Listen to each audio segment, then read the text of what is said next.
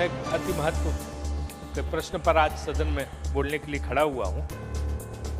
जिस तरह से छात्रों की आत्महत्या हो रही है, जिस तरह से कोटा अन्य जगहों पर छात्र आत्महत्या कर रहे हैं, वो एक गंभीर विषय है और इसमें पूरे समाज को सोचने की बात है। किसी सरकार को दोष देने की बात नहीं, राज्य सरकारों को दोष देने की बात नहीं। ये एक बड़ी विकराल समस्या खड़ी हुई है।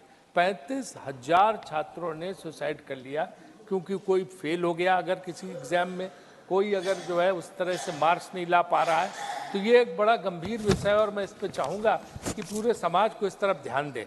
अभी प्रधानमंत्री जी का जो संबोधन उस दिन था परीक्षा पे चर्चा, उसमें भी उन्होंने इस बात का जिक्र किया कि माता पिता जो बहुत दबाव डाल देते हैं छात्र पे, उससे भी छात्रों के अंदर बहुत बड़ा जो है संकट, उनका मानसिक संकट पैदा हो जाता है।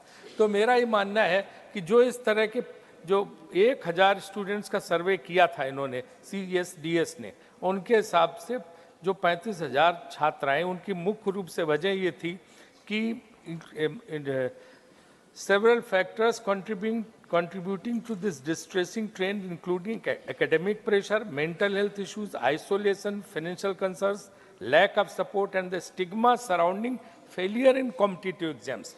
अगर बच्चे को इस बात के लिए प्रोत्साहित किया जाए कि अगर आप फेल हो जाते हो तो ऐसा नहीं कि आपकी ज़िंदगी ख़त्म हो गई, आपका सब कुछ ख़त्म हो गया।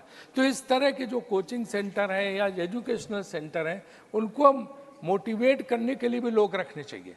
वहाँ पे मेंटल हेल्थ मैनेजमेंट के सेंटर भी खोलने चाहिए जो उनको इस तरह की सहायता कर सकें। और फाइनेंशियल प्रॉब्लम भी, क्योंकि माँ बाप पेट काट के बच्चे को भेजते हैं तो दबाव डालते हैं कि भाई हर हालत में तू क्वालिफाई कर, अगर तुमने क्वालिफाई नहीं करा, कुछ नहीं बना, तो ये जो है हमारे लिए बड़ी मुश्किल हो जाएगी। तो उस दबाव में बच्चे जो है आत्महत्या कर रहे हैं।